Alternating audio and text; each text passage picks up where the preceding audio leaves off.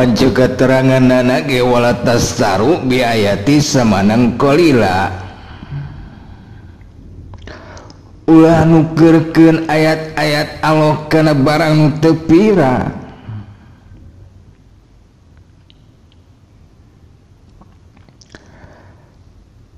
Ayeuna kumaha lamun aya nu minta bantuan. Semisal tetangga ujang teh gering, ujug-ujug gue teu gugur teu angin eta tetangga teh keketrok ka imah ujang. Assalamualaikum. Assalamualaikum. Waalaikumsalam. Mang Junet, naon mang? Kieu jang, awang terek minta tulung.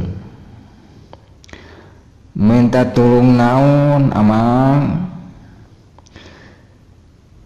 Iya jang, pamajikan amang geus rek sabulan namruk di imah. Namruk kumaha? Nyaeta gering. Ku amang teh geus dibawa berobat ka ditu, geus dibawa berobat ka dieu, can cager-cager keneh wae. Cik sugan aya bagian rek minta pangdoakeun ka ujang. Aya ari amang nah abot minta doa ka dieu, da kuring mah ustad ge lain, ajengan ge lain. Tu ari rek minta doa mah ka ditu ka ajengan entong. Nyaeta atos tapi can aya karaosna.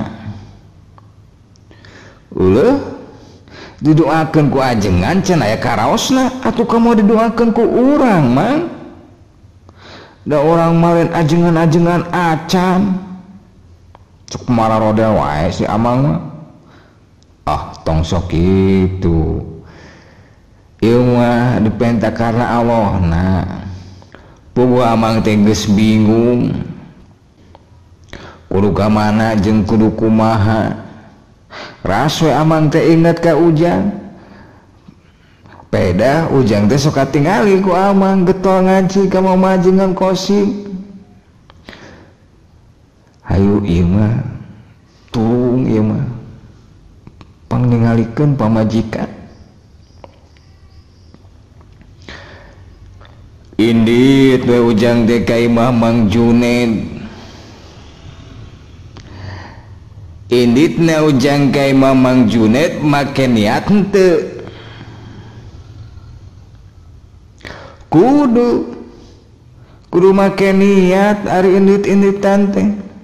Naon niatna? Pangalus-alusna niat teh nyaeta anu lillahi ta'ala.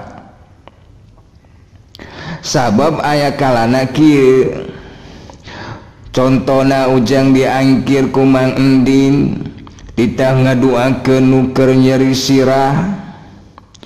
Darekda ke ujang teh babacaan maca suratul Fatihah. Teu kungsi lila ngadak-ngadak eta nu nyeri sirah teh cager. Isukna aya deui anu ngangkir. Kabeneran sarua titah ngadoakeun nu nyeri sirah. Ujang teh pandrakdek ke deui babacaan sarua jeung nu kamari maca Fatihah. Dibaca sabalik eueuh pangaruhna. Dibaca dua balik eueuh perubahan. Nepi ka 7 balikan eta nu nyeri sirah teh teu cager.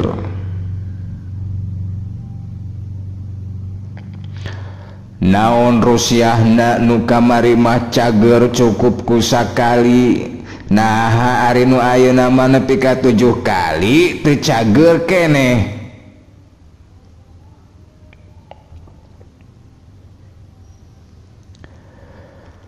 Di antara rusyahna nyaeta bisa jadi ari nu kamari mah ujang teh berangkat nati imah ka imah mang endin teh karena Allah. Ujang teh kamari mah muntayang nate ka Gusti Allah. Ari nu ayeuna mah berangkat nate lain karena Allah tapi karena babacaan. Sabab berangkatna dibarengan ku gerentes hate samodel kieu. Lah enteng nyeri sirah mah cukup ku maca Fatihah sakali cager. Kamari ge nu nyeri sirah dibacakeun Fatihah sakali teu sakara-kara harita keneh langsung cager.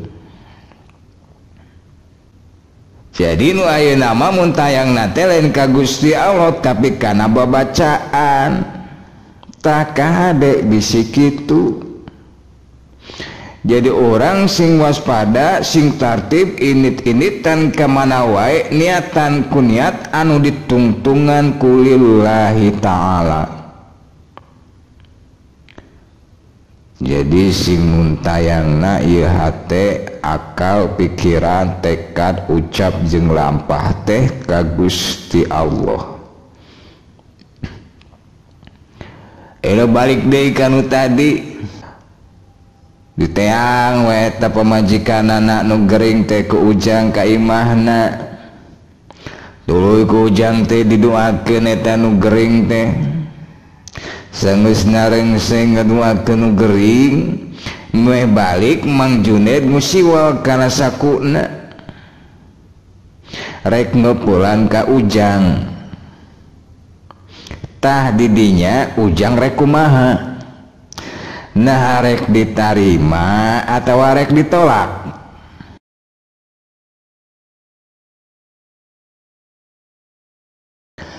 Ari ditarima sieunkeun aku keterangan anu tadi. Soalna pan tadi ngadoakeun nu geuringna make ayat-ayat Allah.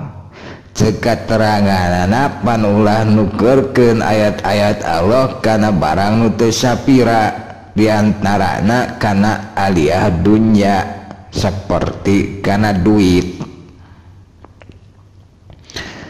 Ari ditolak sieun nyinggung kana perasaan Mang Junaid. Moron lamun ku ujang ditolak teh Mang Junaid teh meureun kieu, eta si ujang ari dibere ku aing mah ni ditolak abungkeun aing jalma sangsara ha.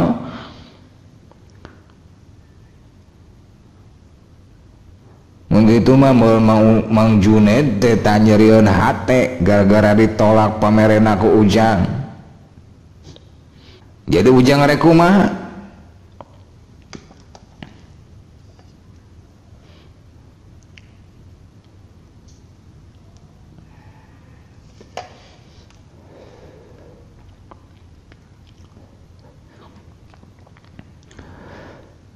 Ceuk kasauran Tuan Syekh atau Ilah Asakandari, mun aya jama nu rek barang bere ka anjeun, ku anjeun ulah ditarima kecuali anjeun sadar yen eta karunia langsung ti Gusti Allah.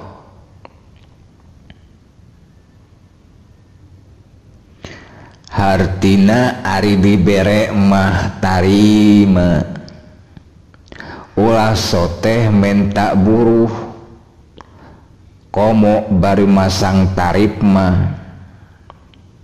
matok ngahargakeun. Ngaduakeun panyakit nuringan 500.000, penyakit berat 1 juta, penyakit komplikasi 5 juta, kena ku santet ku telu ku guna-guna 25 juta. Tah montong gitu. Tapi hari ngaran-ngaran dibere mah tarima we. Ngan narimana kalawan sadar yen eta teh langsung karunia ti Gusti Allah. tadi dia pentingna orang bertauhid ka Gusti Allah, sabab kesadaran orang moal nepi ka dinya tanpa bertauhid ka Gusti Allah. Di antara runtuyan tauhid tepannya eta la maujuda illallah. Naon bedana wujud jeung maujud? Cek dina pelajaran hakikat mah ari wujud mah mutlak, tuduhna nyaeta kadat laisa kamislihi syai'un, sedengkeun ari maujud mah tuduh ka makhluk, nyaeta ka satiap perkara anu dijadikeun kudat mutlak, kaasup perkara anu dikusiwelkeun ku Mang Junaid nu rek dibihkeun ka Ujang. Artina teu aya nu ngawujud di ieu alam jeung alam-alamna angin dimaujudkeun ku kudrat iradatna, ku kersa pangawasana Gusti Allah. Jadi urang salawasna kudu sadar dibere ku saha wae hakikatna mah eta teh karunia ti Gusti Allah. Ari geus ditarima mah ku Ujang, lamun butuh pake, mun teu butuh bikeun deui kana butuheun. Ngan kade tong salah dina prak-prakanana, mentang-mentang Ujang geus sadar yen eta teh karunia ti Gusti Allah nepi ka nyapirakeun ka Mang Junaid. Cek Ujang teh dayo mah ti Gusti Allah, kun bae Mang Junaid mah teu dirikeun ge. Lain gitu dawuhan Kangjeng Rasul, idhau sururi fi qalbu abdul mu'min khairum min ibadati sittina sanaa. Ngabungahkeun hate hamba Allah anu mukmin eta leuwih alus tinimbang ibadah sunat 60 tahun. Eta ari Mang Junaid mukmin lain, mukmin. Ayeuna mun ditarima pamerena Mang Junaid ku Ujang kalawan adab jeung sopan santun, kalawan nembongkeun beungeut anu biar marah mae, kalawan bahasa jeung budi sikap anu alus, bari nganuhunkeun pisan ka Mang Junaid kumaha kira-kirana bungaheun teu Mang Junaidna. Bungaheun sok sanajan pamerena teu sapira, ari ku urang ditarima kalawan cara anu hade, kalawan nganuhunkeun, kalawan urang katemong bunga tangga bungakeun jama model kitu teh nyaeta jalma mukmin, eta teh kaasup ibadah anu unggul. Gitu. Jadi syariat jeung hakikat kudu ngahiji dina amal-amalan urang sapopoe. Hakikatna eta barang karunia langsung ti Gusti Allah, syariatna nyaeta ngalangkungan makhlukna anu ngaranna Mang Junaid. Tapal badieu orang sing nyaho, sing horeng Gusti Allah ge bersyariat. Contona Al-Quran diwahyukeun ti Gusti Allah ka Kangjeng Rasul make syariat henteu, melalui syariat henteu, make naon syariatna nyaeta malaikat Jibril. Ari sacara darajat jeung kepangkatan antara Kangjeng Rasul jeung malaikat Jibril luhur mana?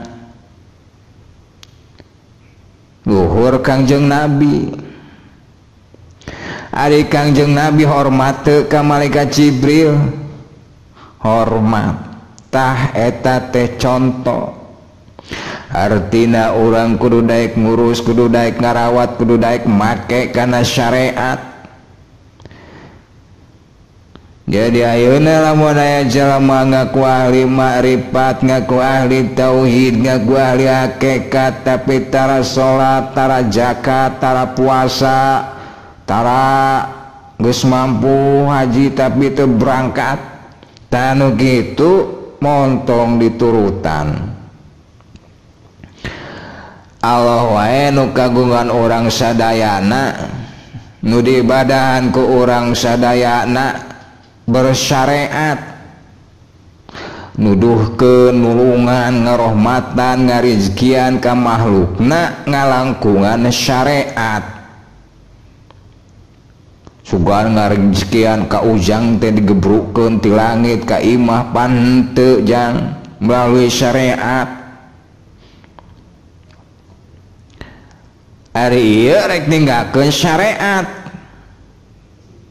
Nah eta jalma teh rek ngaluhuran Gusti Allah.